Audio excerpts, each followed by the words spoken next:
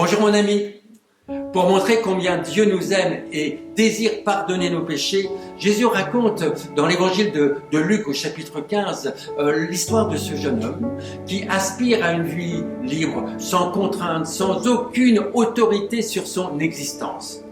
Alors il demande à son père l'argent de son héritage et quitte la maison. Il dissipe toute sa fortune en se vautrant corps et âme dans une vie de débauche et se retrouve sans ressources. Dans la disette, il se fait embaucher par un fermier qui l'envoie au milieu de ses cochons pour les garder. Là, les pieds dans la boue, le jeune homme commence à réfléchir sur ses mauvais choix.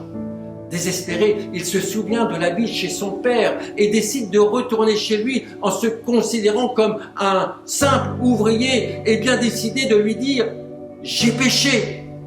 Mais une chose que le fils ne sait pas, c'est que s'il a tout perdu, néanmoins, il n'a pas perdu l'amour de son père qui l'attendait jour après jour. En effet, alors qu'il se trouve à quelque distance de la maison, son père l'aperçoit. Il est pris d'une profonde compassion pour lui sans perdre une seconde. Il court à la rencontre de son enfant, se jette dans ses bras pour l'embrasser longuement.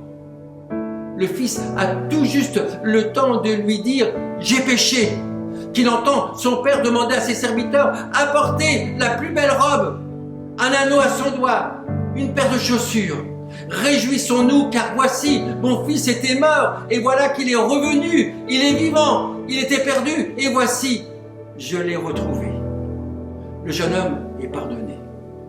Il retrouve sa pleine position de fils sans avoir à payer quoi que ce soit pour tout ce qu'il a fait.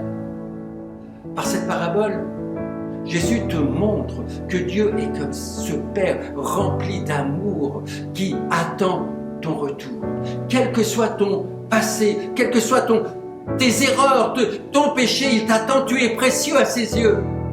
Tu peux être pardonné sans avoir à payer quoi que ce soit, car c'est Jésus qui a payé le prix pour ton pardon en donnant sa vie sur la croix pour toi, prenant sur lui tous tes péchés.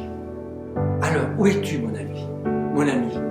Ta vie ressemble-t-elle à la vie de ce jeune garçon? Es-tu aujourd'hui loin de ton Père Céleste? Dieu le Père t'attend. N'hésite pas, reviens à lui maintenant. Que Dieu te bénisse et à bientôt.